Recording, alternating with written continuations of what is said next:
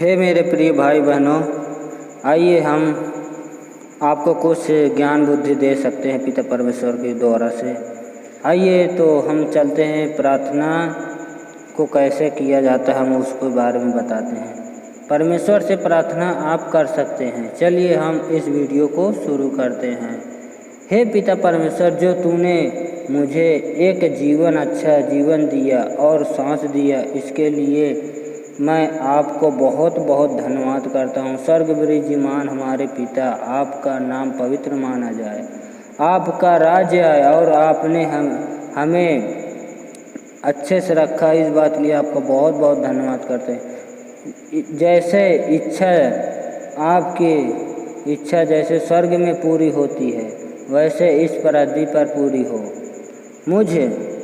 मुझे और राज ज्ञान बुद्धि सब दे, सामर्थ्य दे, ताकि मैं इस वचन को आगे बढ़ा सकूं, पढ़ा सकूं और कह सकूं। हे पिता परमेश्वर, हम आपको दिल से जितना ही करें उतना ही कम है। पिता मेरे प्रिय भाई और बहनों, आपको इस रीत से प्रार्थना करना है, आपको निरंतर प्रार्थना करते रहना। तो आइए हम चलते हैं उत्पत्ति का 26वां। तो हम कुछ वचनों के द्वारा चलते हैं, आप भी सुनिएगा ताकि आपके जीवन में प्रभु यीशु मसीह काम कर सके। तब यहोवा परमेश्वर ने आदम को लेकर आदन की वाटिका में रख दिया। क्या रख दिया? ताकि उसके सामान रख दिया कि वह उसमें काम करे और उसकी रक्षा करे। पिताजी ने ऐसा काम किया आदम ने कि वो उसका रक्षा करे, काम करे, उसकी रक्षा करे। और यहोवा परमेश्वर ने आदम को यह आज्ञा दी, तू वाटिका के सब वृक्षों का फल बिना खटके खा सकता है। पिताजी ने कहा कि तू कुछ भी फल हो, चाहे जहाँ के फल हो, तो बिना अटके, बिना झटके, बिना मतलब भय किए, बिना सब कुछ भी किए तो उसको खा सकता है। पर भले या बुरे के ज्ञान का जो वृक्ष है उसका फल तू कभी न खाना, क्योंकि जिस दिन तू उसका फल खाएगा उसी दिन अवश्य मर जाएगा। क्यों? पिताजी ने ऐसा बोला कि तू उसका फल खाएगा तो तू उसी दिन मर जाएगा। क्यों? क्योंकि उस चीज़ का कुछ रीज़न है, क्योंकि वो फल खाने लायक नहीं है, वो जहर है। उसको तुम खाओगे तो तुम उसी दिन मर जाओगे। एक ऐसा फिर यहोवा परमेश्वर ने कहा आदम का अकेला रहना अच्छा नहीं है। फिर यहोवा ने आदम से कहा कि तुम्हारा अकेला रहना अच्छा नहीं है, उसके लिए एक ऐसा सहायक बनाऊंगा जो उससे मेल खाए। उसके लिए एक अच्छा सा सहायक बनाएंगे कि ताकि उससे मेल खाए।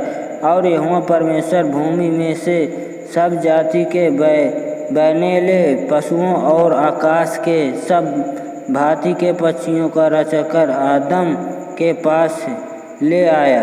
मतलब जितने भी सारी पक्षियों और जितना भी जीव जंतु उसके पास ले आया कि देखें कि वह उसका क्या क्या नाम रखता है। क्योंकि देखे उसका नाम क्या क्या रखता है।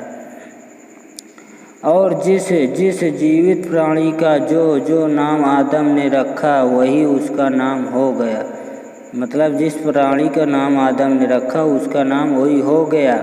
अंत आदम ने सब जाति के घरेलू पशुओं और आकाश के पक्षियों और सब जाति के बैनेले पशुओं के नाम रखे, परंतु आदम के लिए कोई ऐसा सहायक न मिला जो उससे मेल लिए कोई ऐसा सहायक न मिला जो उससे मिल खा सके।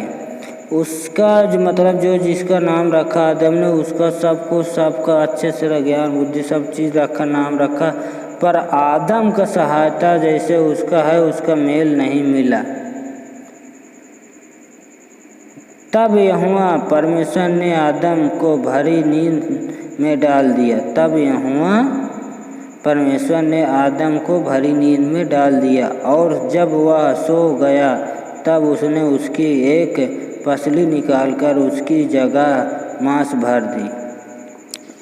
आदम जब सो गया तो उसके शरीर से एक पसली निकाल दी गई। क्यों पसली निकाल दी गई? आइए तो उसी के बारे में कुछ बताते हैं। उसकी पसली निकाल दी गई, आदम में से निकाली थी, स्त्री बना दिया।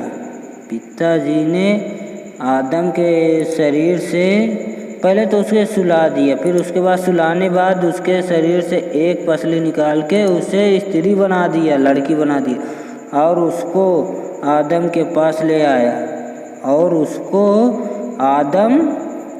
ले आया तब आदम ने कहा, अब यह मेरी हड्डियों में की हड्डी और मेरे मांस में का मांस है। वो आदम बोल रहा कि अब ये मेरे हड्डी और इसके मांस ही मेरे शरीर से है, इसलिए इसका नाम नारी होगा क्योंकि यह नर में से निकली गई है। इसका नाम नारी होगा क्योंकि उस नर के उसमें से निकली, तो इसका नाम नारी होगा।